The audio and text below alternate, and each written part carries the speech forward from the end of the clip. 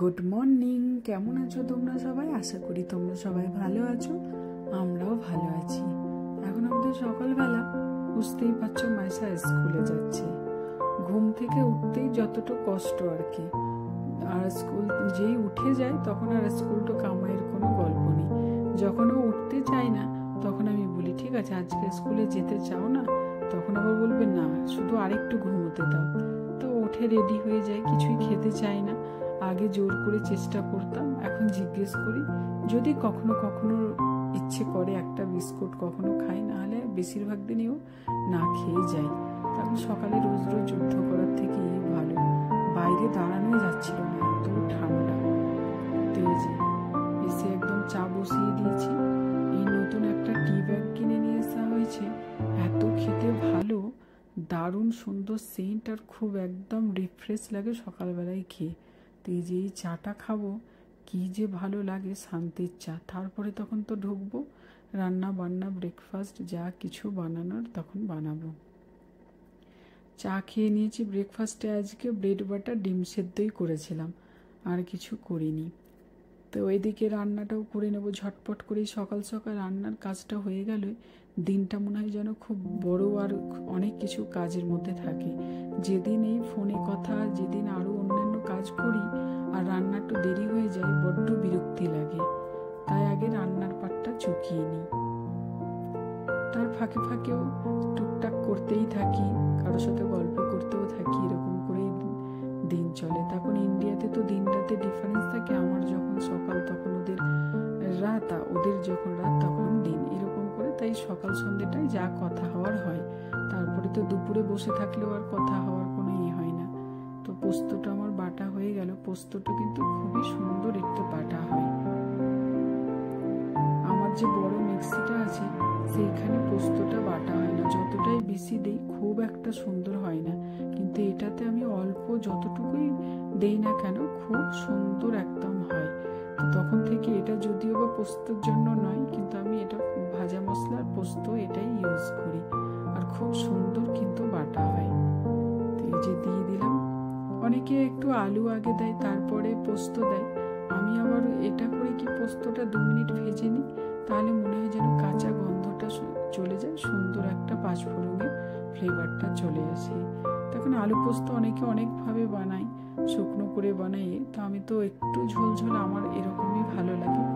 তো এই যে আলুটা আগে আমি সেদ্ধ করতে বসিয়ে দিয়েছিলাম, তাতে কি হয় সুবিধেও হয়। তো আজকে রান্না বান্নাটা এরকম সিম্পলি রাখবো ভেবেছি, আর একটু টিকিয়ে ভাজা করে নেবো, তাহলেই হবে। দেখো কি সুন্দর আলু পোস্তটা হয়েছে। মাঝে মধ্যে খাবার দাবারের চেঞ্জও দরকার। এমনিতে পোস্তের তরকারি করলে আমাদের বাড়ির সবাই পছন্দ করে, এ বাড়ি ও বাড়ি 2 বাড়ির লোক, তারপরে আমরাও পছন্দ করি। মাইশাকেও দেখেছি খুব সুন্দর করে ও খেয়ে নেয়। তাই সপ্তাহে একবার তো পোস্তর তরকারি হতেই থাকে। হয়ে গেছে, একটু কাঁচা তেল দিয়ে ঢাকা দিয়ে রেখে দিলাম। ভাতটা বসিয়ে দিই। তখন ভাতটা এমনিতেই চালটা বাসমতি, ভিজিয়ে রাখলে তাড়াতাড়ি হয়েই যায়। কখনো কখনো মনে হয় যখন তাড়াতাড়ি রান্না বান্না করে নিই সব খাবারই ঠান্ডা হয়ে যায়, সেই গরম করে আর থাকে না। কিন্তু আবার যখন দেরি করে মনে হয় যেন বসায় যে রান্না, তখন আবার মনে হয় যেন বাকি দিনগুলো চলে যাচ্ছে। তাছাড়া মাইশা এসে যায়, তার আগে সব কিছু গুছিয়ে একদম থাকি। কারণ স্কুল থেকে এলে অনেক ওর বায়না থাকে, সেই সব বায়না মেটাতে মেটাতে কি করে যে সময়টা চলে যায় বোঝাই যায় না। তো এই যে আমি আগে মাখিয়ে নিয়েছিলাম, মাখিয়ে এবার গোল গোল করে ভেজে নেব। আজকে আর কারি বানাবো না, শুকনো কোপ্তাই থাকবে, একটু বেশি করেও করে নিচ্ছি।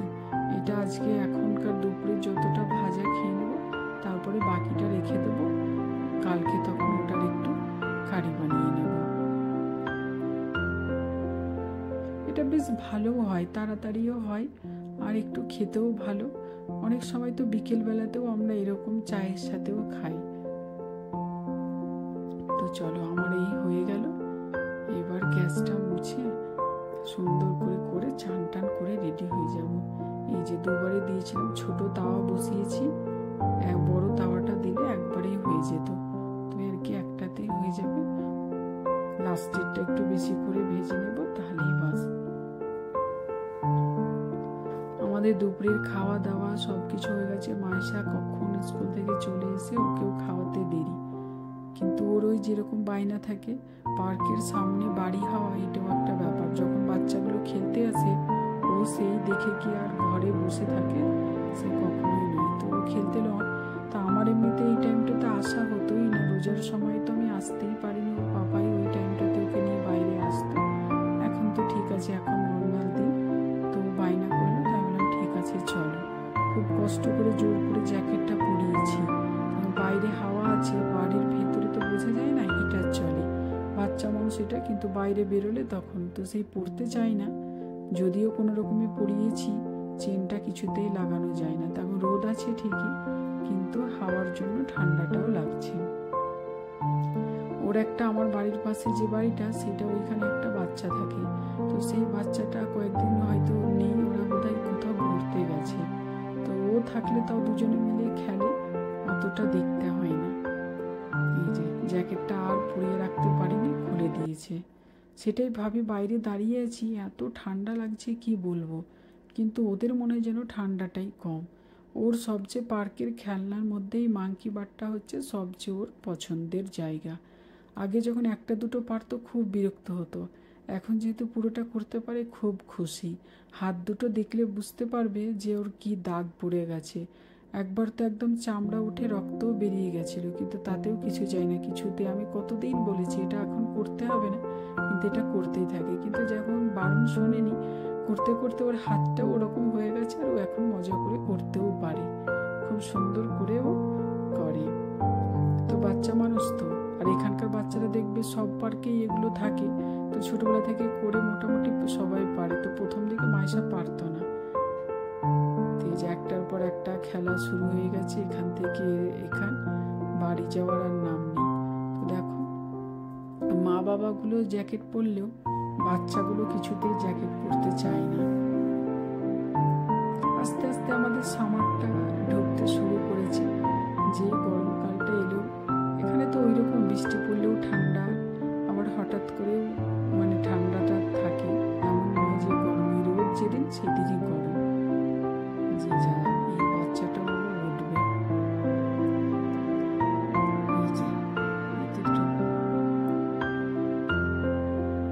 দেখে মনে হচ্ছে রোদ দেখে যে অনেকটাই, দিনটা তো একটু বড় হয়েছে, প্রায় এখন 7:45 মতন বেজে গেছে। এদিকে এই মাঠটা এত বড় আর এত সুন্দর, অনেক কটা খেলার, এদিকে ভলিবল, বাস্কেট, ওদিকে আমাদের বাড়ির সামনেটাতে টেনিস খেলা। তো খুব সুন্দর। রাত 10টা অব্দি লাইটটা জ্বলে, লোকজন খেলতেও থাকে। তো অনেক কষ্ট করে রাজি করিয়েছি চলো বাড়ি। এখন তো 7:30 মতন বেজে গেছে, রাতে রান্নাটা করে আসিনি, তাই ওকে বললাম যে চলো রাতে রান্না করবো, ততক্ষণে তুমি একটু বাড়িতে থাকবে। ঘরে তখন এখন অনেকটা দিন বেড়ে গেছে, দিন অব্দি বাইরে থাকলে অনেকটা দেরি হয়ে যাবে। Okay. That's slime, slime. Okay. Slime, slime. I remember. Okay, let it dry. I need to tap water. Yeah. Now come this side, Mish. Saturday, okay. Papa, put the oven in medium heat, okay? Okay. Put some oil and then put the oven in medium heat. Now we can. But wait, we have dried the chicken. Yes. It's all wiggly. It's dry. It's all wiggly. Is it dry now? Yes. Okay, keep it here. Ew. It's just like sticky poop. Ew.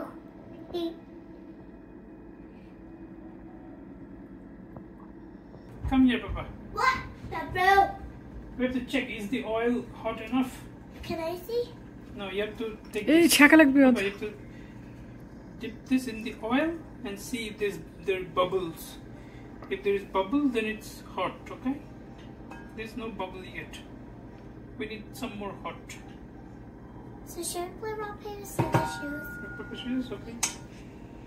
Rock, paper, scissors, shoot. Okay. Rock, paper, scissors, shoot. Rock, paper, scissors, shoot. Rock, paper, scissors, shoot. Rock, paper, scissors. Okay, we. না ফান্ডাটা হচ্ছে যদি তেলটা গরম না হয় তাহলে চিকেনটা কমে যাবে বেশি। বাড়ি আসার পরে রান্না করার কথা বলতে আমি একটু বিরক্ত বোধ করছিলাম। তখন বললো আচ্ছা বেশ আমরাই আজকে রান্না করব। আর এই সব কাজে মাইশা খুব খুশি। রোজ দিন আমার কাছে রুটি যখনই করি তখনই একটু আটা নিয়ে মা রুটিটা করি, এইটা করি, ওইটা করি করতে আসে। কিন্তু আমি একটু তাড়াতাড়ি করি বলে আমার বিরক্ত হয়ে বলে খুব বলি যে ঠিক আছে এই হলো, যাও যাও। কিন্তু পাপা যখন রান্নাঘরে ঢোকে তখন তো আর কারো নয়, মানে বাপ বেটি মিলে এরকম রান্না। তো ও মজা পায়, দুজনে মিলেও করে। তা আমার একটু কাজ আর কি কমিয়ে গেল। তো রান্নাটা কিন্তু যেটুকুই রান্না করে বেশ ভালোই করে, কিন্তু রোজ দিন তো আর রান্না সেইভাবে করে না, আর ও অত কিছু রান্না জানেও না। এখনই কোনো মানে যখন কোভিডে একা ছিল তখন টুকটাক করে রান্না শেখা। তবে চিকেনটা এত সুন্দর হয়েছিল কি বলবো, মানে খুবই সুন্দর হয়েছিল চিকেনটা। আজকে মানে রাতে আমরা রুটিই খাই, তো চিকেনটা বানিয়েছিলাম রুটির জন্য, কিন্তু চিকেনটা এত সুন্দর বানিয়েছিল আর বানাচ্ছিল যে আমি বললাম যে আজকে আর ভাত খাবো, রুটি খাবো না। তো মাইশাও খুশি হয়ে একদম পাপার সাথে লেগে পড়েছে, সব কিছুই ওই দেবে আর কি। তো মাঝে সাঝে ওর খুব মজা লাগে। তো আমিও সেটাই বলি যে ভালোই তো, তুমি তো রান্না করতে পারছো, করো, তাহলে দুজনের খুশি, আমারও খানিকটা কাজের কমতি হয়। তো ওই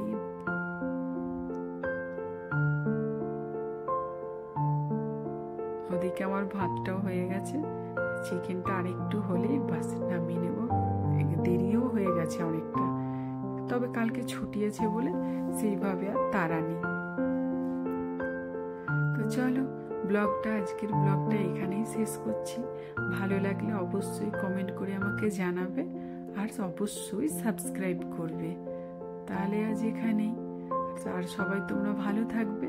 দেখা হচ্ছে নেক্সট ব্লগে। টাটা।